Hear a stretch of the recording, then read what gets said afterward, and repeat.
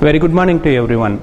So in general, people are having a concept in their mind about a civil engineer who is a man actually involved with some surveying instruments.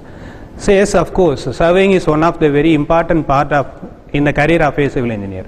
So today we are going to have some points about the new technique, remote sensing, which is one of the advanced surveying techniques. So basically we perceive the surrounding world through our five senses. So out of these five senses, we ourselves using some remote sensors, right? So when we see a cricket match over a television, so we are using the sense of light. So on having the sense of smell, the newly prepared food, so we can feel some smell. So that is one of the remote sensors. So in that way, by hearing a telephone ring, that is also a sense of sound. So in such way, we are using remote sensors within our human body. So the surrounding world things can be identified from our vision and hearing things. So these are all the things identified through the remote sensing by our body. So similarly, the remote sensing is a technique to watch the surroundings and to know some information about that surroundings. So on having the basic definition of remote sensing, so we can have a definition of getting information from some distant objects. So how it can be done? So by having images or by having photographs, so we can collect some information, right? So it can be simply identified through a small example. So we can have one photograph. So to take that photograph, we need one camera and a cameraman. So that photograph gives a portrayal of the actual scene received by the camera. So for our case, we replace that word camera, so in terms of sensors, so that cameraman will be the satellite. So both should be operated from some amount of distance. So in sky, the satellites will be operated to get the information of our ground earth. That camera, almost it is a sensor in our case, will record the images of the ground, so that images will be processed to know about some information. So here we can have one definition of remote sensing. Basically it is a information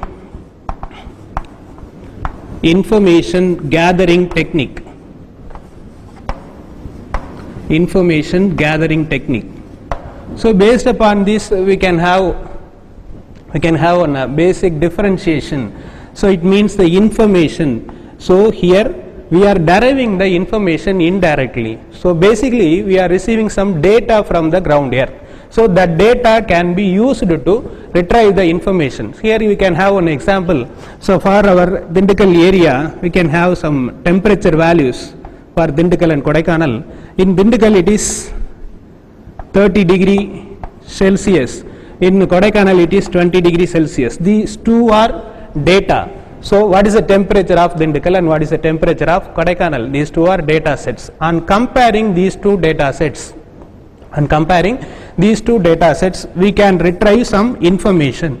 So here on simple differentiation we can have.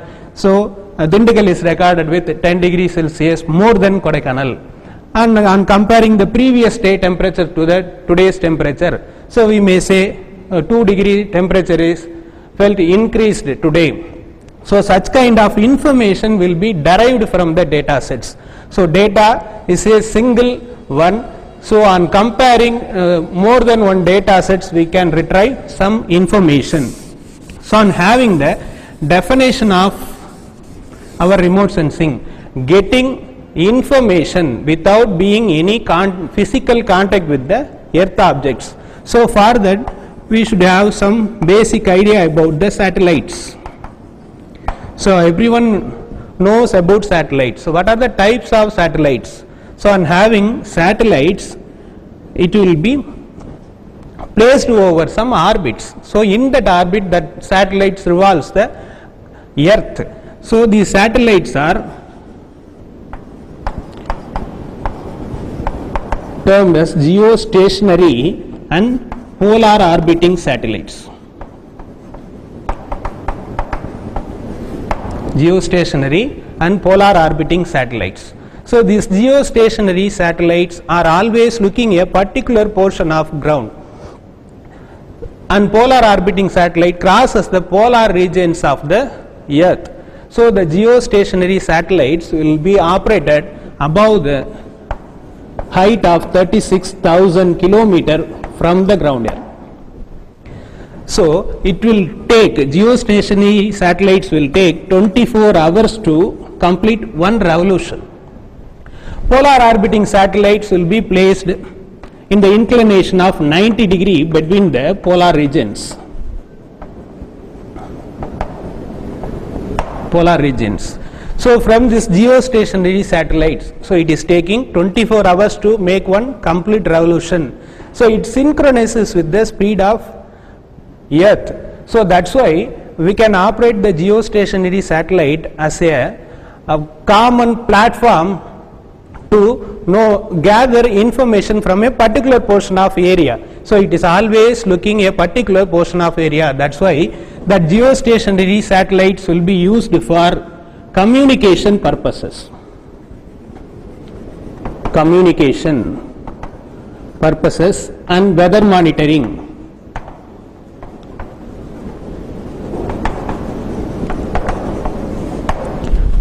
So one thing is clear, this type of satellites will not be used for remote sensing. The polar orbiting satellites will be used for remote sensing. That's why this orbit which operates many satellites will call as remote sensing satellites. So these polar orbits be a near polar orbits. Near polar orbits for operating remote sensing satellites. So we know the wide variety of applications of remote sensing, and having the land surface images and having some planning purposes, we can use that remote sensing images. So this orbit is essential for having remote sensing satellites. So it means geostationary satellites are having 24 hours to make a single revolution, but these polar orbiting satellites we may take some days, 5 days or 7 days or 14 days. So this is based upon the satellite platform. So how many days it will take to look a particular area of ground is called revisit interval. Revisit interval of the satellite. So these are all some basic concepts of orbiting satellites. So next one is sensors.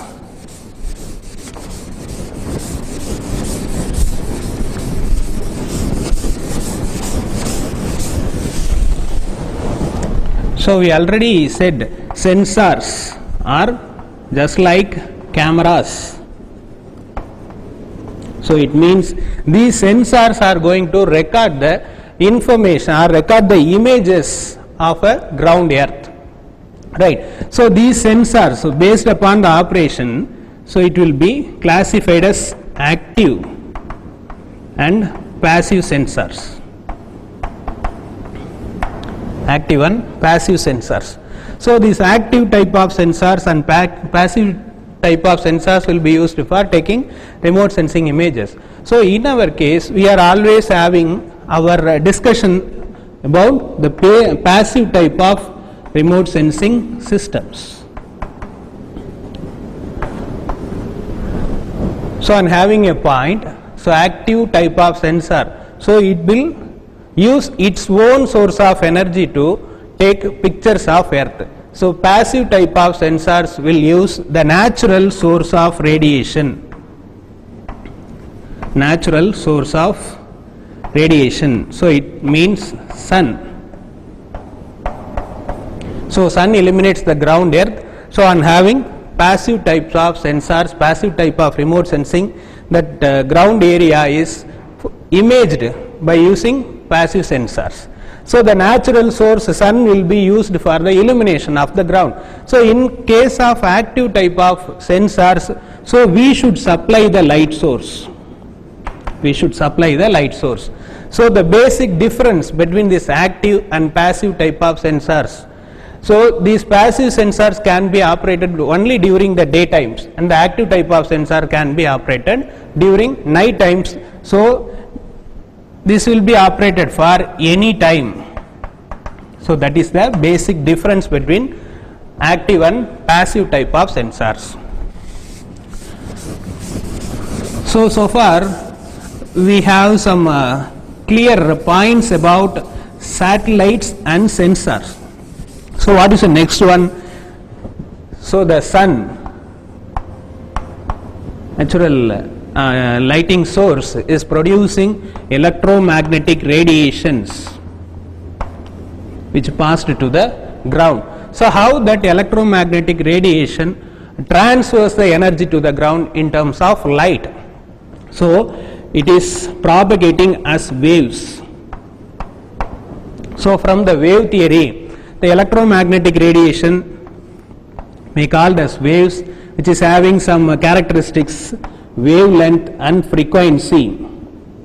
Wavelength and frequency. So it is usually called as lambda. It is, the frequency is usually written as nu. So the what do you mean by the wavelength? On propagating a particular wave. So how much distance travels from one peak to another, so will give the wavelength. So the frequency at a particular point, how many cycles of waves will be passed through the line, so is called frequency. So both wavelength and frequency are the basic characteristics of a electromagnetic wave. So electromagnetic waves are composed with electrical and magnetic components. These electrical and magnetic components are traveling in a perpendicular direction to one another with the velocity of light. So on having sketch of this electromagnetic radiation, if electrical component of wave goes like this, the magnetic component of wave will move in this direction, right? So both are perpendicular to each other. So why this electromagnetic radiation and the wavelength and frequency concept are needed here? So the sun is producing the electromagnetic radiation, so which will be used for our remote sensing systems. So here we can have a spectrum of electromagnetic radiation. So from one amount of wavelength to another amount of wavelength, right? So this spectrum is having shorter wavelength to longer wavelength. So out of this entire spectrum, so what is a portion will be used for remote sensing is our concept, right?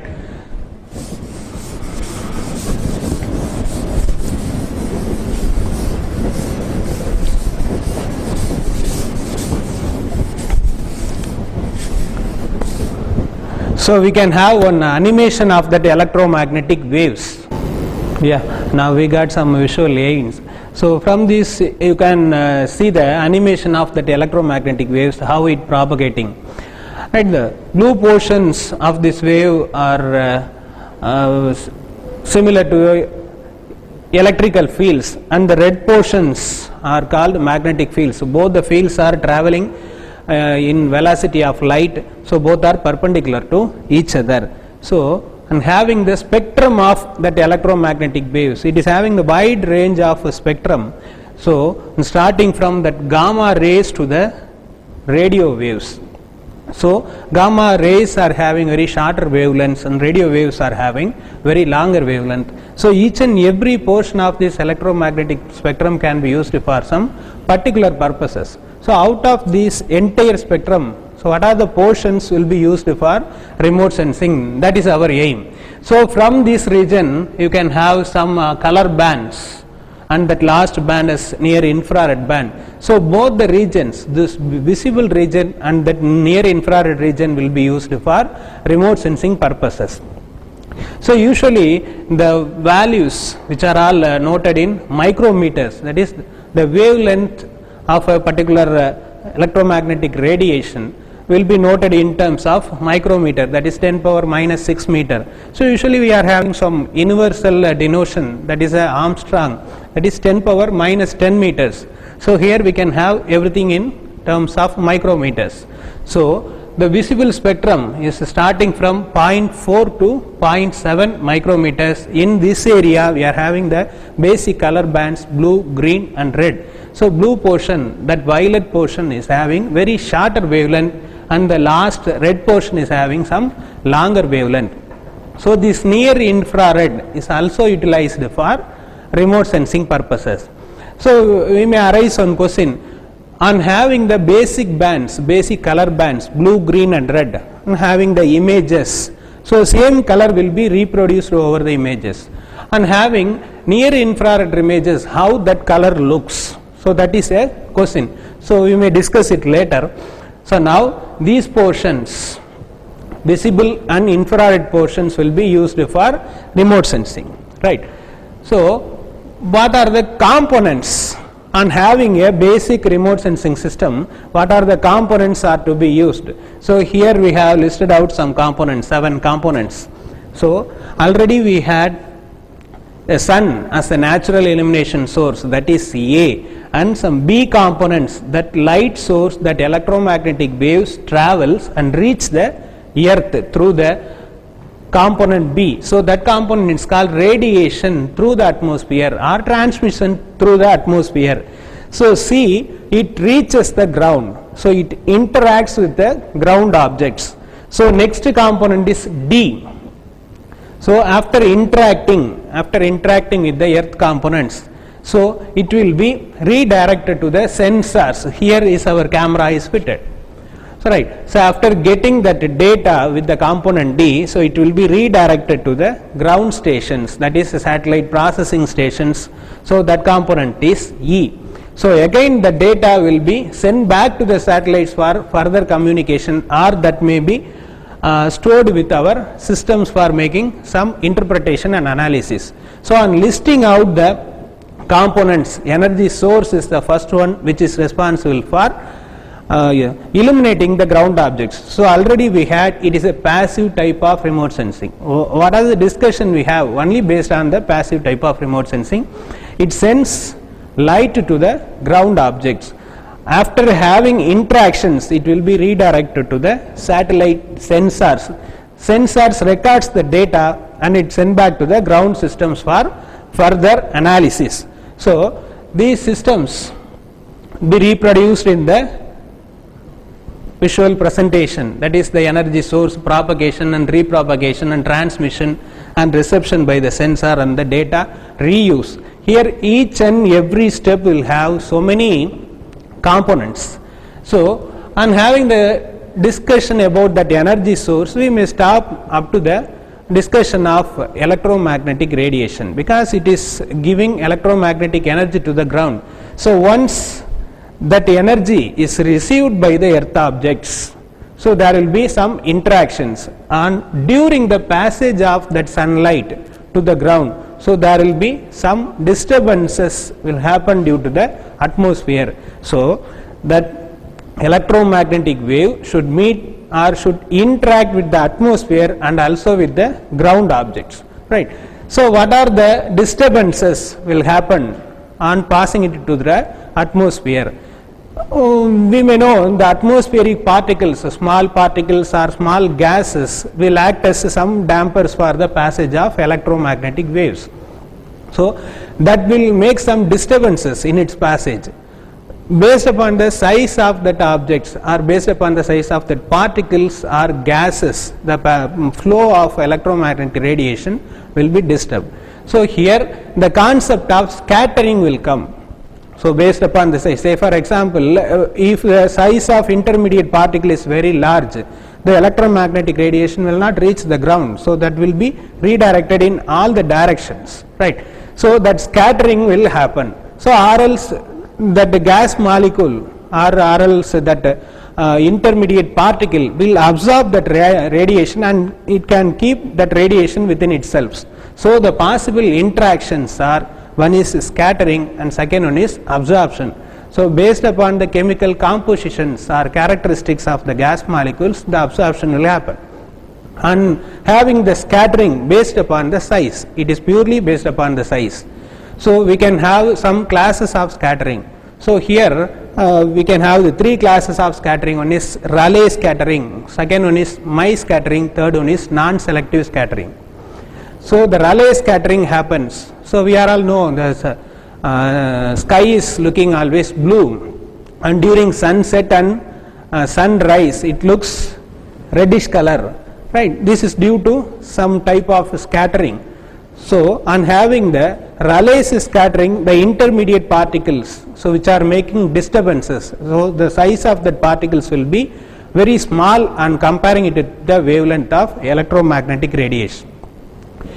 If the particle size is very small, the amount of scattering will be very low. So it will scatter large wavelength portions of electromagnetic spectrum. So that's why the sky looks blue in color, because in visible range violet color is having larger portion of smaller portion of the wavelength. So it will be scattered throughout the sky. So on having the next scattering, Mie scattering, the size of that intermediate particles will be almost equal to the wavelength of the radiation. So in such cases, the maximum amount of radiations will be scattered out. So in third stage, the non-selective scattering, here the size of particles or gas molecules will be very large and comparing with electromagnetic radiation, right? So in such cases only the longer portion of wavelength will be scattered out. So these three are the interactions should be received by the electromagnetic radiation on moving through the atmosphere. Then what will happen on hitting the ground surface? So here also some interactions will happen. So based upon the roughness of the ground surface. So we can have an example. So on passing one torch light through a very shined portion of a plate, so it will be perfectly redirected in a particular direction. So based upon the incident angle, so same amount of reflected angle may be followed. So in such case the surface roughness is very less, it is having very smooth surface. So that's why without any distraction it will be redirected in the same direction. So similarly, based upon the surface roughness, the portion of electromagnetic radiation will be diverted into all directions. So what are the things will happen on the interaction with the earth objects? So absorption may happen, second one is transmission may happen, third one is reflection will happen. So absorption, the ground object may absorb that electromagnetic radiation and it can keep that radiation within itself, or transmission, or some amount of energy will be transmitted from that object or emitted from that object. So reflection, so maximum amount of energy based upon the surface roughness will be redirected in other directions. So that electromagnetic energy on interacting with the earth surface, the absorption, transmission and reflection patterns will be observed, and again propagating the same amount of reflected energy to the satellite. So here the reflected component of energy will be received by the satellite, because we are discussing about the passive type of sensing systems. So the reflected component of energy will be received by sensors which is mounted in the satellites.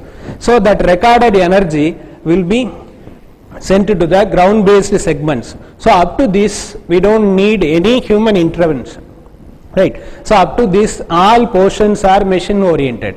So already the programmed steps will be followed for making the images. So once after getting it to the ground station, so after transmitting the same data to the ground station, the human intervention is needed. So there we should improve the quality of the image, or how that information can be retrieved from the data set should be analyzed by the human people.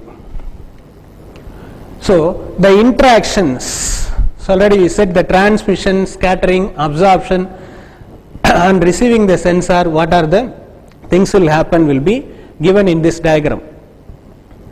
So the human intervention, so this part is essentially needed for making analysis. In this part only we are going to retrieve some information. So the analysis part, the images should be improved for its quality at first. So before retrieving needed information, the quality of the image should be improved. So some pre-processing steps should be done for these data sets. And one more thing, on having our ordinary photographs, we may have a worry about the clarity. So on getting some new photographs, we may think about some clarity. So we will give highest priority to the maximum amount of pixels, right? So that gives the clarity of that image. Here in this case of remote sensing, it is called as resolution. So the higher resolution images will be highly suitable for our analysis phase. So on having a sensor, we can have 4 different resolution types. So one is spatial resolution, second one is spectral one, third one is radiometric, fourth one is temporal resolution. So on having spatial, how many area can be covered with in a single pixel of an image? So we know the image is composed of array of pixels. So small cells will be stored with some digital values. So the spatial resolution is more, so that pixel size is, or the ground size fitted with a single cell will be large. So the spatial resolution can be defined as how much area can be viewed clearly from the small or a single pixel of an image. So next one, the spectral resolution. So how many finer wavelength portions can be prepared with the sensor? So it is purely sensor oriented resolution. So finer wavelength, already we see the basic bands of a visible spectrum, 0.4 to 0.5, 0.5 to 0.6, 0.6 to 0.7 micrometers. So something like that. How many minor bands can be prepared with a particular sensor? So we will give spectral resolution. So radiometric resolution, how much amount of reflected energy can be recorded with that particular sensor? So if that earth object is releasing smaller amount of reflected energy, so that sensor should capable of recording it. So that denotes the radiometric resolution. So the temporal means, so you can rewind the things and having the revisit interval. So the temporal resolution. So in first day it looks the one place of ground. So how many days it will take to reach the second, or how many days it will take to view the same portion of the earth is called temporal resolution. So on different timings. So if you are taking image over a area, so in the month of January, so after 3 months we are taking same photograph or same image over that area. So that interval is given temporal resolution. So here only the impact of resolution will come. So if resolution is very low, so based upon the system components we can improve the resolution, right? So in the product preparation segment, so that resolution can be modified. So by having some pre-processing or digital processing techniques, so the clarity of that image will be improved for getting information from that image. So that is one part. So second one is how that information can be transferred from the image to our systems. So see, so on having our single photographs, we may identify a particular person clearly. So on having a group photograph which is having 50 members, so we should pay some attention to identify the particular person. So similar way, since we are operating over a very high altitudes, the satellite images will have higher amount of area coverages. So large area will be covered in a single image. So in such cases the features will be viewed very smaller things. So we cannot clearly identify exact features. So we should pay more and more attention to identify the objects first. So on making the clear visibility of the things, so we can differentiate the objects from first object to the second one. Then we identify, so this particular object belongs to that particular group. So this is a building or this tree. So these portions will be covered with the forest areas. One river is moving inside of that forest. So these are all the things we should retrieve from the image. So this phase is called interpretation. So interpretation of images. So what we said so far is manual interpretation. So we are having some idea, so about the roadways, so how the roadways will go, so or how the rivers will passage inside of a city or inside of a forest. So from that knowledge we classify the things from satellite images, that is manual interpretation. Since the area is very vast, since the coverage is very more, we can go for some automated classification of features. So in that, so system itself, by having some key points, system itself we will do the classification. So based upon the digital values of pixel, so this particular pixel will show a particular amount of features. So if it is a water body, so it will be recorded with some amount of pixel values. So from that pixel value ranges, the system itself will classify the things. So based upon that we can retrieve some information. So in this last phase of our system, preparing the data products which should be presentable for to satisfy our need. So at the last stage, the maps can be prepared or any design plans can be prepared. So and one more thing, so far we used one set of data in terms of images. So on having this data product preparation, so the either digital or analog, so here one transition will happen. So from that image based data sets will be converted to some line drawings. In simple case it is a line drawing. So far it is in the format of raster. The pixel is filled with some amount of digital values. So in next phase, so after making analysis, the information retrieved from the satellite images will be stored in terms of vector lines.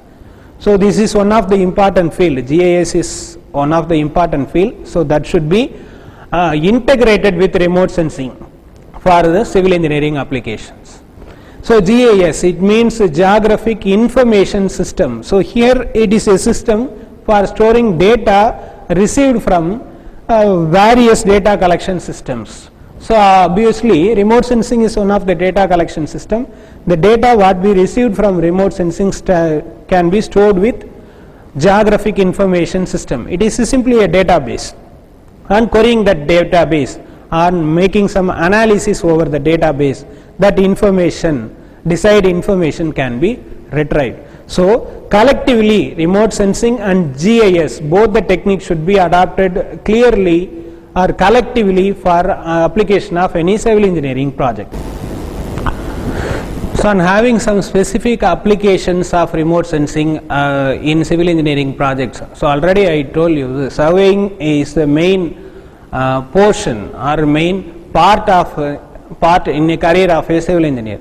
So on dealing with a small amount of projects, on having the survey of this campus and plotting the buildings of this campus. So he is in need of small surveying instruments. So I am going for some regional planning or town planning or some city planning. So the area is wide. So in such cases, the application of surveying instruments will be a tedious one. So that's why we should have some synoptic view over the area. So in a single data collection, that area should be covered and that should be analyzed for further planning. So that's why the need of remote sensing will come into role. So on having that synoptic coverage, a huge coverage of that area, so the data will be collected. So in a single pass of a satellite or some aircrafts. So after taking that image, so that can be processed with our software systems. So and having interpretation, say either through manually or through the system oriented. So we may classify the things and further planning can be done. So not only for regional planning, so water resource planning or any kind of transportation planning. So the application of remote sensing in civil engineering is having wider fields. So what are the disadvantages and disadvantages of having remote sensing techniques? So on having that, the large coverage is obviously a advantage, and one of the main advantage of this is maximum amount of data can be covered in a single pass of satellite. So that satellite image should be processed further for getting information.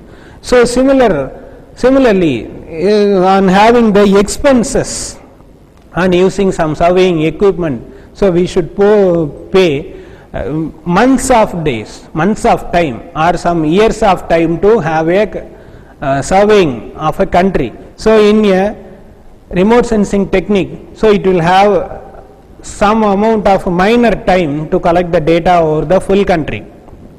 So on expenses wise, even though it is a costliest technology, so on using the manpower, on using the time, so it is inexpensive one. So on having the disadvantages, so only the man who is having basic understanding about the remote sensing images can retrieve the information. So common man can have some visible images, that's all. He can identify some objects from their own understanding. So but he cannot distinguish the objects between one to another one. So the prerequisite knowledge is needed for practicing or interpreting the remote sensing images. So that is one of the major disadvantage.